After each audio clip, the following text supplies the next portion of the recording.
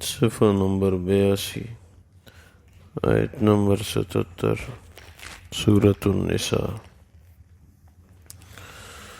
اعوذ باللہ من الشیطان الرجیم، بسم اللہ الرحمن الرحیم۔ ألم تر إلى الذين قيل لهم كفوا أيديكم وأقيموا الصلاة وآتوا الزكاة فلما كتب عليهم القتال إذا فريق منهم يخشون الناس كخشية الله أو أشد خشية إلى آخره۔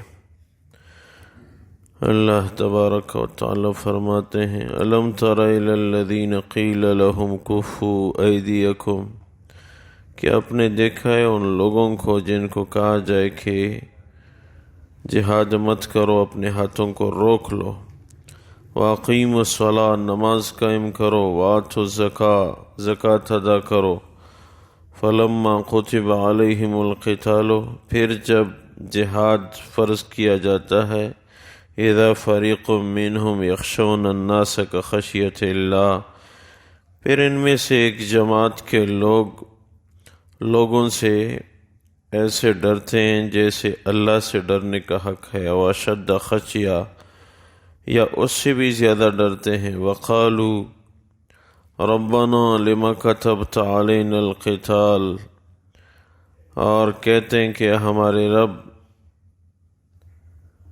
کیوں ہماری اوپر جہاد فرض کیا گیا، لولا اخرتنا الی اجل قریب، کاش کہ کچھ مدت کے لیے ہم سے یہ حکم مؤخر کیا جاتا۔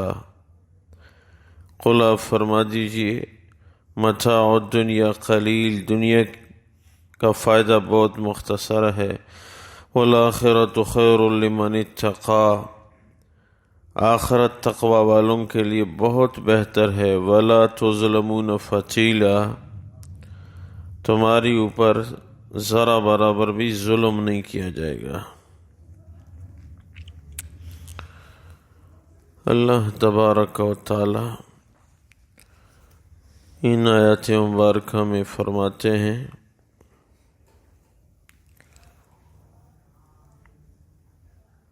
کہ کچھ لوگ ایسے ہیں کہ ان کو پہلے حکم ہوتا ہے کہ ہاتھ روک لو۔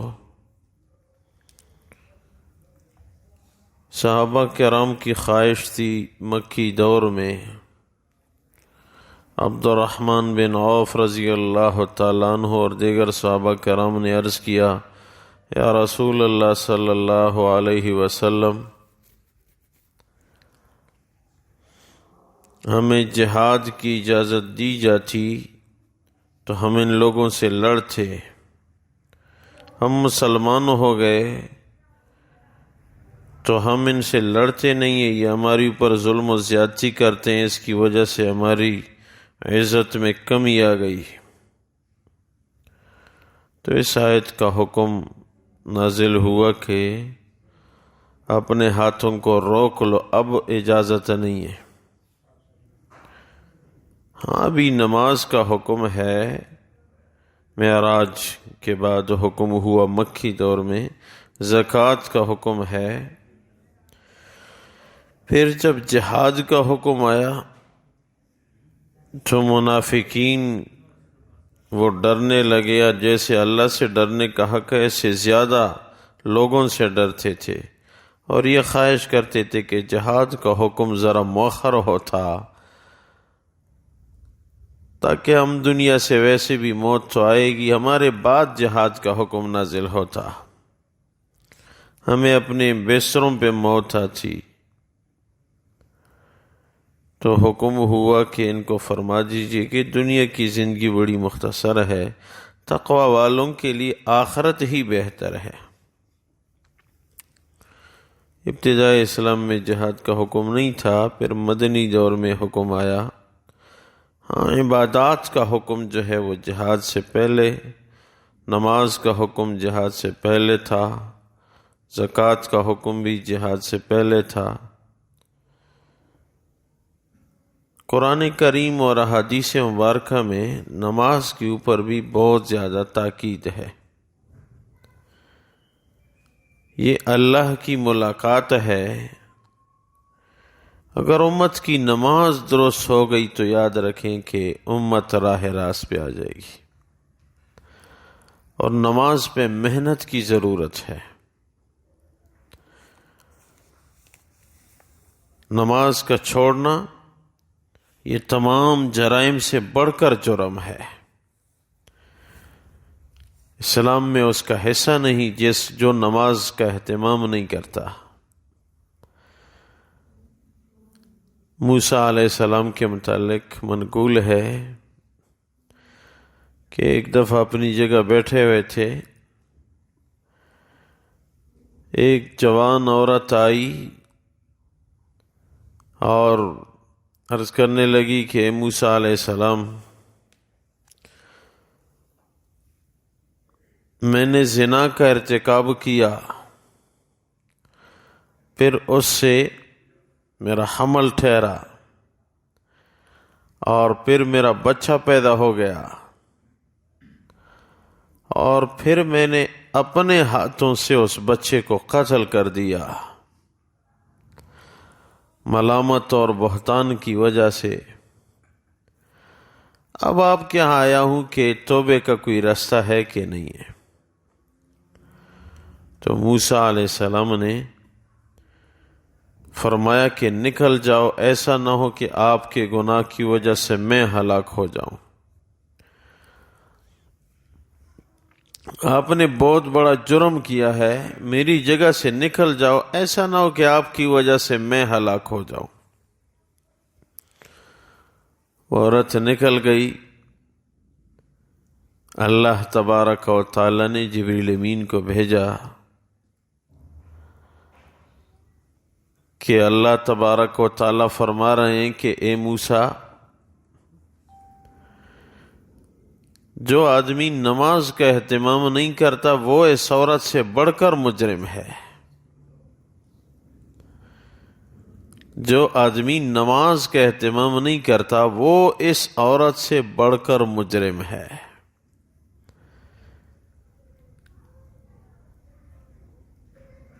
وجہ اس کی یہ ہے کہ اس سے تو کبھی زنا کا ارتکاب ہوا ہے، لیکن روز روز تو نہیں ہوتا، اور اس پہ بھی دل میں کتنی ناراض ہے، ندامت ہے۔ نبی کے ہاں آئی، توبے کا کوئی راستہ بتاؤ۔ اور جو روز اللہ کی نافرمانی کر رہا ہے، نماز نہیں پڑھتا، کیا دل میں توبے کی نیت ہوتی ہے کہ کل سے بس میں پڑھوں گا؟ توبے کی نیت ہی نہیں ہے۔ تو نماز کا اہتمام نہ کرنے والا اس عورت سے بڑھ کر مجرم ہے۔ جب وہ توبہ کرے اس کے لیے راستہ ہے، تو اس عورت کے لیے اللہ کے ہاں کیوں راستہ نہیں ہے؟ اس کو بلاؤ اور اس کو کہہ دو کہ توبہ کر، اللہ معاف فرمانے والے ہیں۔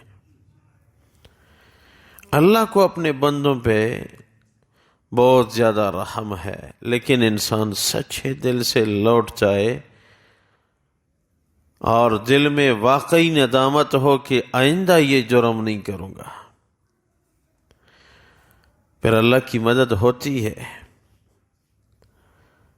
اس لیے نماز پہ زیادہ محنت کی ضرورت ہے۔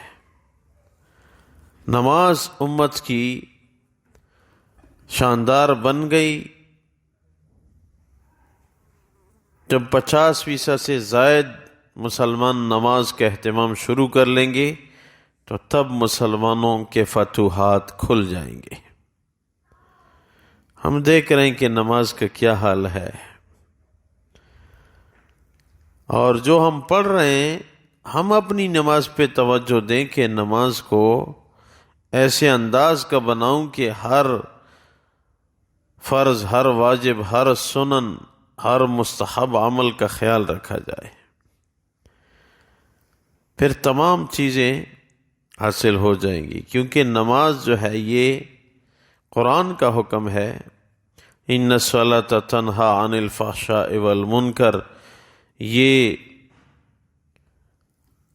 فحش اور برائیوں سے روکنے والی چیز ہے،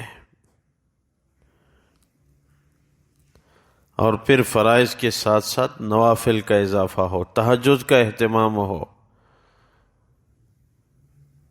اور ساتھ تکبیر اولی دنیا و ما فیہا سے بہتر ہے۔ کم سے کم 40 دن تو ہم مشق کریں۔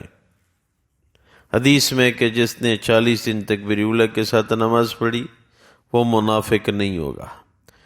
جب منافق نہیں ہے کہ تو دنیا کی زندگی سکون سے ہو جائے گی اور دوزخ سے بری ہوگا۔ جب دوزخ ہی آخرت میں یہ نہیں ہوگا تو جنتی ہوگا۔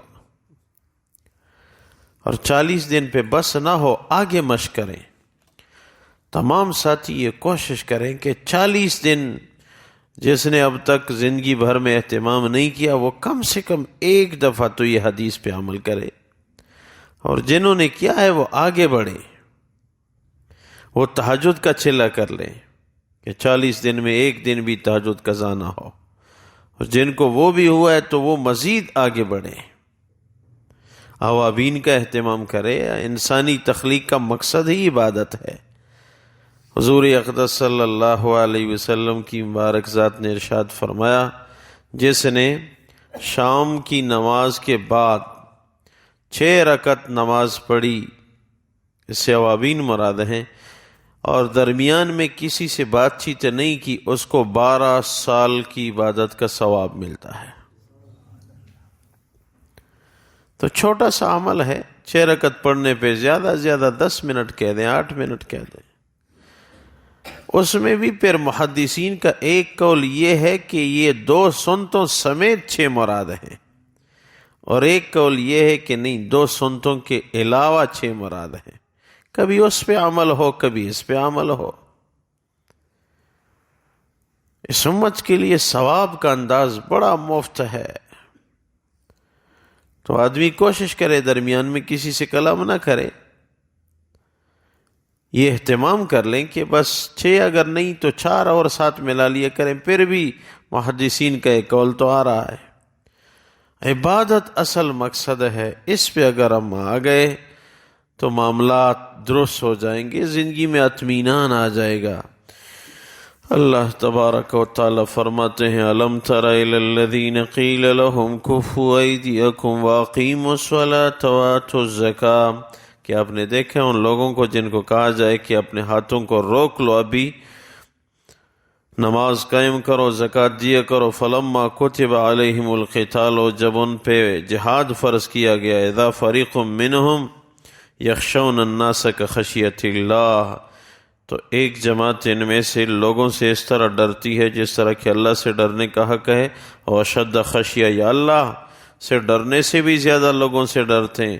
وقالو، اور وہ لوگ کہتے ہیں، منافقین مراد ہیں، ربنا لما کتبت علینا القتال، اے ہمارے رب آپ نے ہماری اوپر جہاد کیوں فرض کیا، لولا اخرتنا الی اجل قریب، کیوں ایک وقت مقررہ تک، ہماری موت کے بعد تک مؤخر کرتے، اچھا ہوتا۔ قل متاع الدنیا قلیل والآخرۃ خیر لمن اتقی، آپ فرما دیجئے دنیا کی زندگی بہت معمولی ساز و سامان ہے، اور آخرت تقوی والوں کے لیے بہت بہتر ہے۔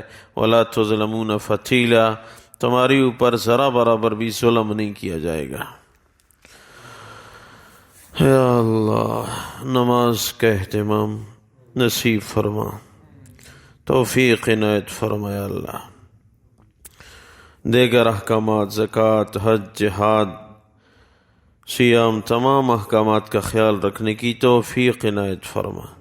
یا اللہ، ہماری مغفرت فرما، برکتوں کا نزول فرما، ہم سب کی جائز حاجات پوری فرما، وطن عزیز پاکستان کی حفاظت فرما، حرمین شریفین سمیت مسلمانوں کے گھر گھر، گلی گلی، فرد فرد کی حفاظت فرما۔ یا اللہ، یا اللہ، آخری خاتمہ بالخیر ہم سب کو نصیب فرما۔ وَأُفَوِّضُ أَمْرِي إِلَى اللَّهِ إِنَّ اللَّهَ بَصِيرٌ بِالْعِبَادِ بِرَحْمَتِكَ وَكَرَمِكَ يَا مَتِكَ